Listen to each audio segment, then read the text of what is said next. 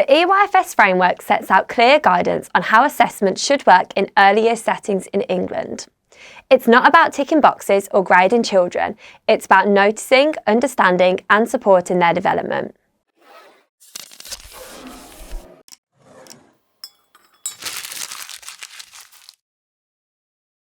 Hi everyone, I'm Zoe from My Progression and welcome back to our EYFS series.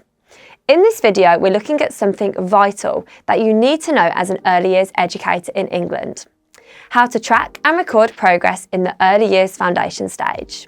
If you're new to My Progression or you haven't yet seen any of the videos in our EYFS series, make sure you check those out before watching this one by following the link in the description. They will give you a secure understanding of each of the 7 areas of development. If you're an early years educator in Wales, keep your eyes peeled for our video on how to track and record progress in early years in Wales. Assessment in the EYFS, just like in all key stages in education, is split into 2 main types: formative and summative assessment. Formative assessment is the continuous process of observing, listening and interacting with children to understand their current knowledge, skills and development.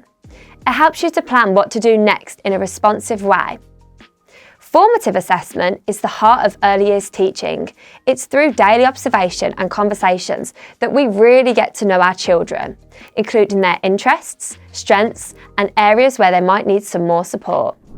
In EYFS settings, this might look like noticing a child sorting objects by colour during free play and planning an activity to extend that learning. Having a conversation with a child about a story you've just read and using their responses to inform next steps. Or documenting observations in a learning journal with photos or notes. The purpose of formative assessment is to inform teaching and tailor activities to meet each child's individual needs. On the other hand, summative assessment is the formal summary of a child's learning at a particular point in time. It usually happens at key milestones and involves evaluating overall progress rather than day-to-day learning. In EYFS settings, this might include the 2-year progress check, which occurs between 2 and 3 years old, and the EYFS profile at the end of reception year, where children are assessed against the early learning goals. The purpose of summative assessment is to give a clear snapshot of development, which is often used for reporting to parents and other education professionals, such as Year 1 teachers or even to local authorities. My Progression is brought to you by Teacher Active, one of the UK's biggest education recruitment agencies. As you may know, My Progression allows you to gain free certificates to help you evidence your CPD. Getting these just got even easier with the new Teacher Active app. As well as managing your CPD, if you're registered with Teacher Active, you can update your availability for supply in an instant. Download the Teacher Active app today from the link in the description. So why does tracking progress matter so much? Well, tracking progress isn't just a formality, it's essential for making sure every child has the support they need to thrive. By understanding where a child is in their development, as early years educators, we can create experiences that challenge and inspire them. It also allows us to identify any areas of concern early on, whether that's around communication, physical development, or social emotional needs. When progress is tracked effectively, we can build strong partnerships with families, share meaningful updates about how their child is doing, and work collaboratively to support learning at home and in the early years setting. It also means that as children transition to the next stage of their education, teachers and support staff taking over have a clear picture of where they're at. So how is progress recorded? Well, there are lots of ways we can document a child's learning journey as early years educators. One of the most common methods is through learning journals or profiles. These can be paper-based or digital, and they include observations, photos, children's artwork, and quotes from the child themselves. It's a way to celebrate progress whilst building a holistic picture of a child's development and giving the parents or carers something sentimental at the same time. Observations play a big role. These don't always need to be long or formal. Sometimes the most meaningful observations are quick notes jotted down after a moment of learning or discovery. What matters is that as early years educators, we understand what the child did, what it tells us about their development, and what we can do next to support them. If you've worked in an early years setting before, you're probably already aware of how time-consuming creating learning journals can be. If this is something you've previously found takes up a lot of your time and has a big impact on your workload, then listen up. You need to work smart, not more. Learning journals shouldn't be a workload, but something enjoyable to create. The key is to stay on top of recording observations so the workload doesn't build up and you can remember specific learning experiences from each day that you want to highlight.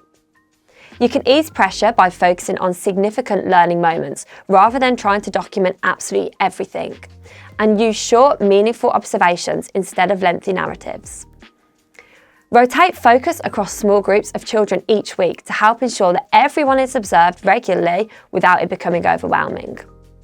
Remember, assessment should support teaching and child's development, not create extra stress and take time away from the learning and progress. To help out, you can get personalised stickers and stamps to show whether children have achieved something without having to repeatedly write out whether the goal has been achieved or not. Now, there are also non-statutory frameworks for tracking. Some settings use tracking tools based on frameworks like Development Matters or Birth to 5 Matters. Development Matters and Birth to 5 Matters are both non-statutory guidance documents used to support practitioners in delivering the EYFS in England. Whilst both help early years professionals track and support children's learning and development, they differ slightly in style, structure and emphasis. Firstly, Development Matters. This is the official non-statutory guidance published by the Department for Education to support the delivery of the EYFS framework. It offers a simplified overview of typical child development from birth to age 5, divided into broad age bands. The focus is on helping practitioners use their professional judgment to support children's progress through everyday interactions, rather than relying on detailed checklists. It encourages flexibility, prioritises early language and reading development, and promotes a curriculum tailored to the needs and interests of the children. Birth to 5 Matters is an alternative non-statutory guidance created by the Early Years Coalition. It provides a more detailed and holistic approach to child development with strong emphasis on inclusion, diversity, and reflective practice. This guidance encourages practitioners to consider the whole child, including their emotional well-being, cultural background, and learning style. It's especially useful for settings seeking deeper insight into pedagogy and child-centred learning, and supports more in-depth planning for children with additional needs or unique learning journeys.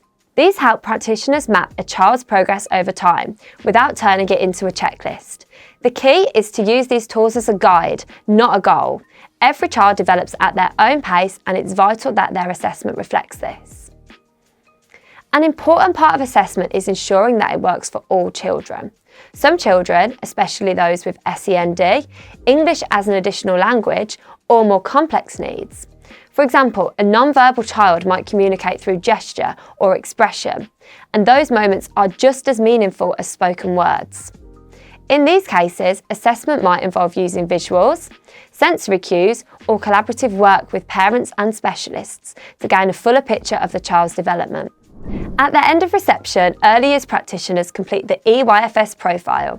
This is a summative assessment where each child is assessed against the early learning goals across all 7 areas of learning. It isn't a test, it's based on what we, as practitioners, know from their day-to-day work with the child. It brings together everything observed and recorded over time, showing whether a child is meeting expected levels or may need additional support moving into Year 1. This profile is shared with parents and carers and Year 1 teachers to ensure that smooth transition. It's another reminder that assessment isn't just about data, it's about real children, real experiences, and making sure that every child continues their learning journey with confidence and support. Tracking and recording progress in the EYFS is more than just paperwork. At its heart, it's about truly knowing your children and where they are, what they need, and how best to help them grow. It's about using what you see every day to inform your teaching, adapt your environment, and support every child as a unique and capable learner. Whether you're jotting down observations, chatting with families, or reflecting on the day with your team, every little interaction matters. When assessment is done well, it doesn't feel like a chore. It becomes a powerful tool to help children flourish. I've been Zoe from My Progression. Let's keep your career in motion.